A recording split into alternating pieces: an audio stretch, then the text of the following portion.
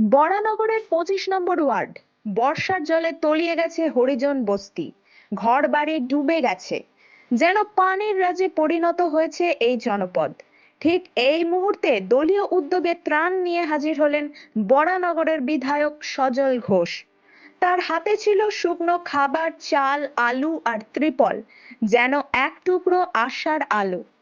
স্থানীয় বাসিন্দাদের হাতে তুলে দিলেন তিনি ত্রাণ। বন্যার জলে যখন স্বপ্ন ভেসে যাচ্ছে, তখন এই ত্রাণ যেন পাশে দাঁড়ানোর প্রতীক। ত্রাণ পেয়ে এলাকাবাসীর মুখে ফুটল স্বস্তির হাসি। এক মুহূর্তের জন্য হলেও ভুলতে পারলেন তারা জলমগ্ন দুর্ভোগ। আশা রাখছি এই ত্রাণ শুধু আজকের নয়, আগামী দিনেরও পথ দেখাবে।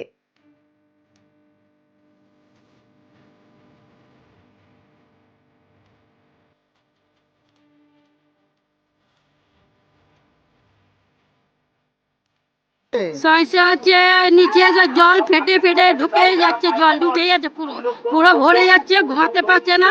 বাচ্চাগুলোকে সরিয়ে দিয়েছে, ভাড়া ঘরের মধ্যে থাকছে। জানো কি অবস্থা হচ্ছে আমার?